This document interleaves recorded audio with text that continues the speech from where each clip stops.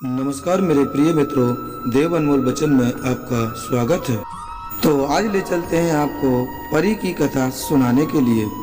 एक बार की बात है, किसी बड़े राज्य में एक राजा अपनी रानी के साथ रहता था। उसके राज्य में प्रजा बहुत खुश थी। राजा अपनी प्रजा का ध्यान अच्छी तरह रखता था, इसीलिए सभी लोग राजा और रानी को दुआएं देते थे। सब कुछ होने के बाद भी उन दोनों को बस एक ही बात का दुख था कि उनकी कोई संतान नहीं थी। रानी सूरज की पूजा करती थी। उसे पूरा विश्वास था कि सूरज देवता की कृपा से उसे जरूर संतान प्राप्ति होगी। एक दिन राजा और रानी बगीचे में घूम रहे थे। बगीचे में एक तालाब था। दोनों तालाब के किनारे बैठकर प्रकृति का आनंद ले रहे थे। तभी वहाँ एक मेढक आया और उसने कहा कि रानी को बहुत जल्द सूरज देव की कृपा से एक पुत्री की प्राप्ति होगी। मेढक ने जो कहा था वो सच हुआ और उसी साल रानी को सूरज देवता की कृपा से खूबसूरत बेटी हुई।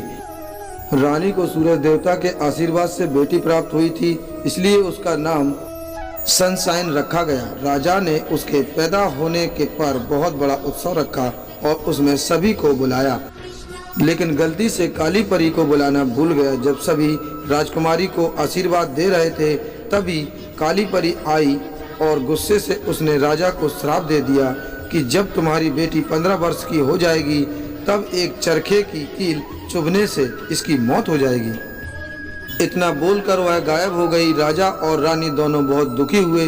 उनको दुखी देखकर सफेद परी ने उनको सांत्वना देते हुए कहा कि चिंता मत करो, मैं इस श्राप को रोक तो नहीं सकती, लेकिन इसे कम कर सकती हूँ। सफेद परी ने कहा कि कील चुभने से यह 100 साल के लिए सो जाएगी, साथ ही पूरी प्रजा और आप सभी भी सो जाओगे।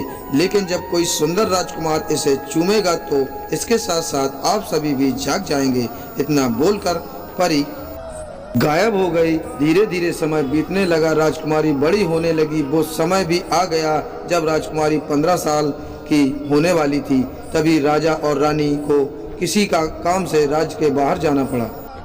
वे एक दासी के भरोसे राजकुमारी को छोड़कर चले गए। जिस दिन राजकुमारी का जन्मदिन था और वो खेलते खेलते किसी तहखाने में पहुंच गई। वहां पुराना चरखा रखा हुआ था। राजकुमारी ने जैसे ही उसे हाथ लगाया, उसमें लगी कील उसे चुभ गई और वो वहीं गिर पड़ी। सेवकों ने उसे बहुत ढूंढा और वो तहखाने में सोती हुई मिली। उन्होंने उसे जैसे ही बिस्तर पर लेटाया, एक एक करके सभी सोने लगे। कई वर्ष बीत गए।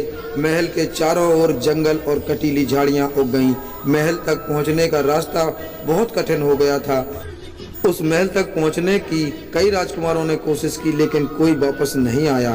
काली परी के श्राप के कारण सभी नींद में सो जाते थे। एक दिन उस महल की कहानी सुनकर एक सुंदर राजकुमार उस ओर आया, जो कई राज्यों को जीत चुका था। सभी ने उसे वहां जाने से रोका और कहने लगे कि जो भी वहां गया कोई वापस नहीं लौटा। लेकिन राजकुमार ने किसी की भी नहीं सुनी और महल की ओर चला गया। जैसे ही वह महल के पास पहुंचा, अपने आप ही झाड़ियां दूर हो गईं और वह सीधा राजकुमारी के कमरे में चला गया। मार्ग में उसे सभी सोते हुए मिले। राजकुमारी को देखकर वो मानो उसकी सुंदरता में खो गया। खुद को संभालते हुए जैसे ही उसे चूमा, वैसे ही काली परी का श्राप टूट गया और उसके साथ ही सभी नींद से जाग गए। सभी दोनों को देखकर बहुत खुश हुए और दोनों की शादी करवा दी।